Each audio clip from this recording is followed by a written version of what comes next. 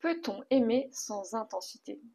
Est-ce que le fait d'être en paix dans une relation, c'est une sécurité ou c'est juste un vide? On se pose la question dans cet article dans evolve-love.com, le site internet, mais aussi sur la chaîne YouTube dans cette vidéo. Souvent, on dit qu'on veut une relation stable, alignée, sereine, équilibrée, harmonieuse. Mais en réalité, c'est rarement la paix qui nous fait vibrer. Ce qu'on recherche, c'est un regard qui déstabilise, un feu à l'intérieur, une passion qu'on contient. En réalité, quand on est dans une relation douce, fluide, légère, où tout s'imbrique de façon très harmonieuse, on peut se poser la question, est-ce que vraiment je suis amoureux? Est-ce que vraiment c'est de l'amour? Ou c'est juste un attachement? Point numéro 1, c'est est-ce que le chaos est une preuve d'amour? Quand on parle d'intensité, on parle de blessure, on parle de feu, on parle de brûlure. Est-ce que le chaos est une preuve d'amour?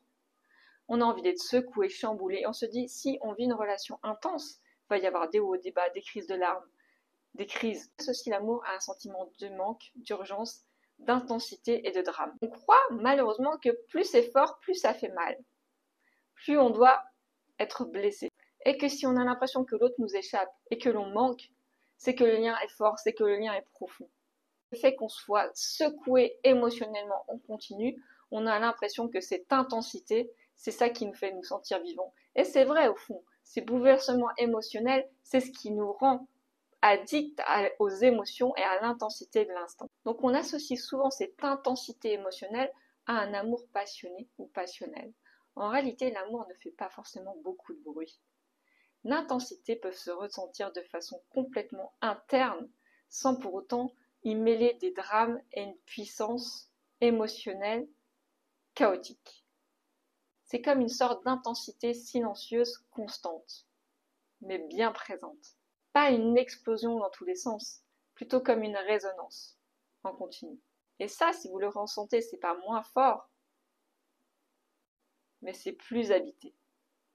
Le point numéro 2, c'est qu'un vrai lien, une relation stable dans le temps en continu, n'explose pas.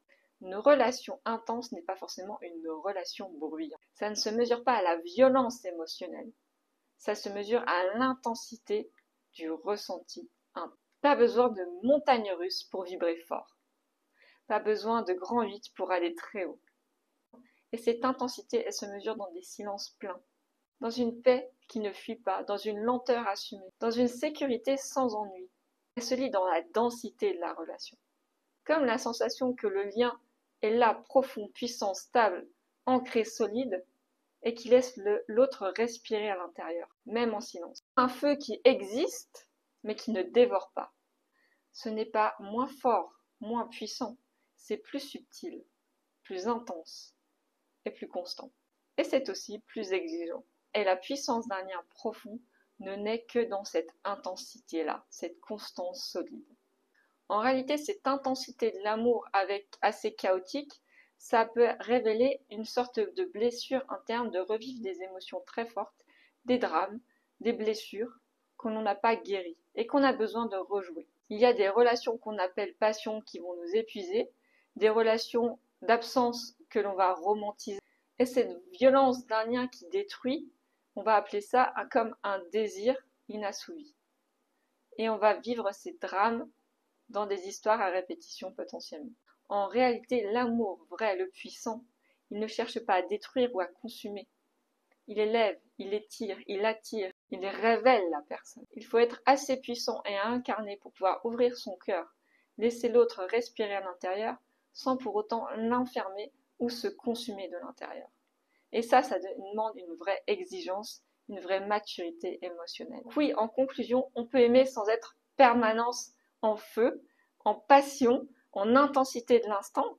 C'est beau ces moments de haut pic émotionnel et je vous invite à les cultiver, ces surprises, ces petits moments de joie, d'intensité de la relation. Ça va ramener du piquant et entretenir une relation dans un couple. C'est très important de les garder toujours vivants et de garder ce feu sacré vivant.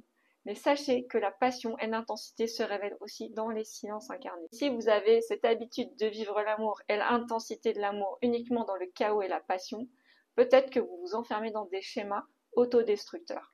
Et si c'est le cas, vous avez toujours le choix aujourd'hui de guérir ces côtés émotionnels, de maturer vos émotions et votre personnalité et d'incarner la personne que vous voulez vraiment être dans une relation qui va vous épanouir et vous élever plus haut. L'amour ne crie pas toujours fort pour être intense et passionné. Et si l'amour cesse d'être un choc ou des montagnes russes, il devient une fréquence, une résonance, une incarnation. C'est ce que je vous souhaite de vivre. Profitez de cette journée, profitez de rencontrer et de trouver une personne qui vibre la même chose que vous. À bientôt. Ciao!